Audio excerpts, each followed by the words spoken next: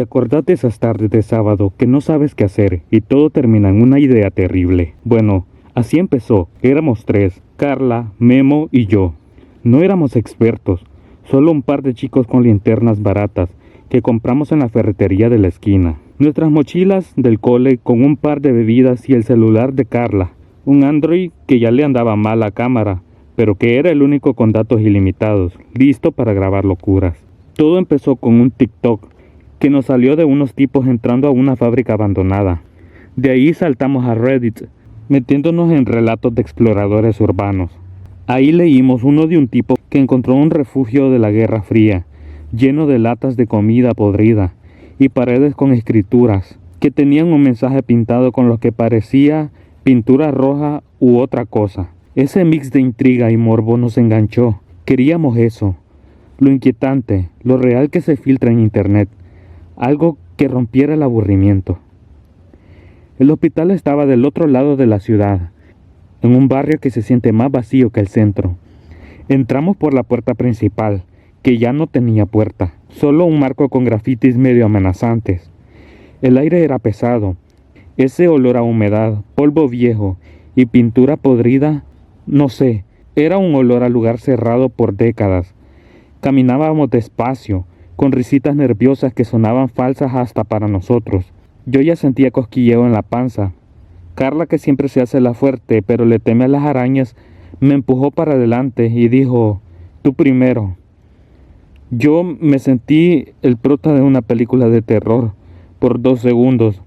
Pasamos por un pasillo largo con puertas que colgaban de una bisagra. Ahí fue cuando lo escuché.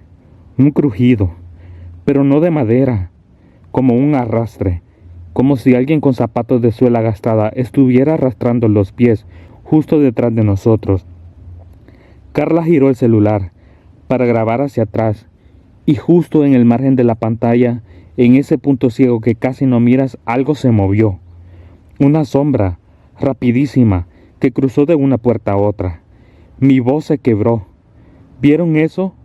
Pero el silencio respondió. Y no era un silencio tranquilo, era opresivo. Denso, como cuando se va la luz en un temporal y de repente el mundo se achica a tu respiración. Se podía escuchar el zumbido leve, agudo, que a veces tienen los lugares viejos, o quizás era mi propio oído. En ese momento, justo en el medio del pasillo, un tubo del techo, uno de esos de metal oxidado, se cayó con un estruendo que retumbó en todo el edificio. No fue un ruido cualquiera, fue violento, como si alguien hubiera gritado. Lo lógico sería que el susto nos iluminara la mente, pero no. El pánico es tonto. Corrimos para atrás, hacia donde entramos, tropezándonos con escombros, las linternas bailando locamente por las paredes.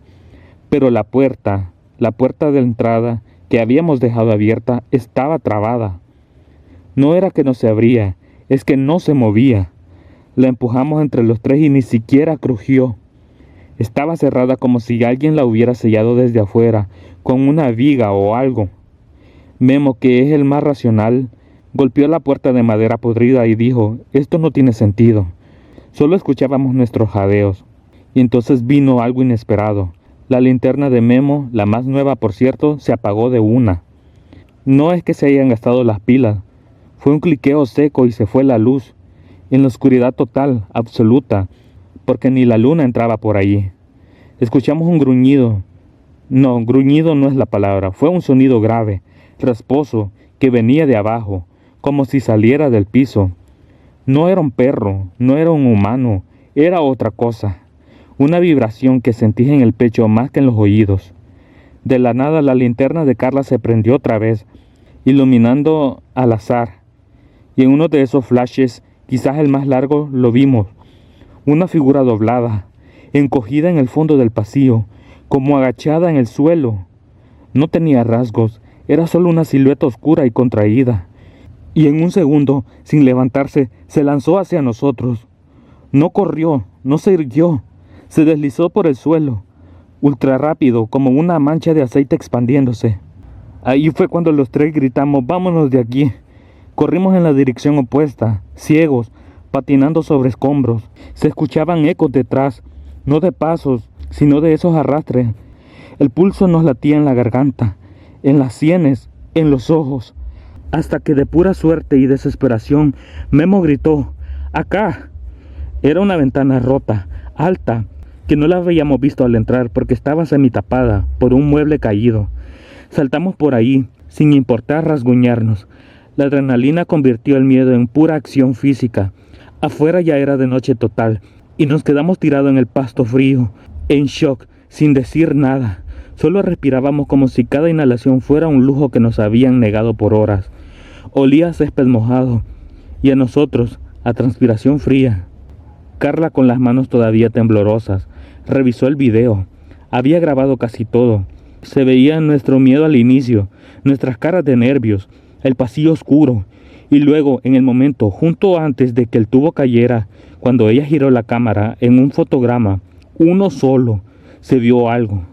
Una especie de mano traslúcida, como de humo denso, pegada en la pared del fondo, justo en el lugar donde después vimos la figura agachada. Los dedos eran largos, demasiado largos. No sé si eso fue un reflejo de nuestra linterna en el lente sucio, un glitch de la cámara, o algo más, pero ahí estaba, congelado en la memoria del teléfono, imposible de borrar. Memo dijo, borra esa tontería, pero Carla solo apagó el celular y lo guardó en el bolsillo. Desde entonces ni Carla ni Memo volvieron a querer saber nada. Memo ni siquiera quiere hablar de eso. Fue un mal viaje. Estábamos sugestionados, dice él. Hoy cuando pienso en esa noche suena a una mezcla de risa nerviosa y escalofrío.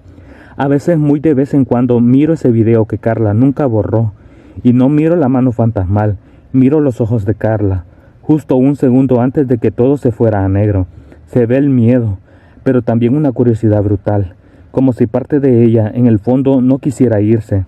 No sé si fue real, un buen susto colectivo o alguna energía antigua de ese lugar lleno de dolor y olvido. Quizás exagero, pero sé que algo allí no era normal. No era solo un edificio vacío. Y bueno, esa es la anécdota que cuento en las reuniones. Pero si alguna vez te animas a ir a un lugar así, fíjate bien en las puertas por las que entras y escucha, pero no solo con los oídos.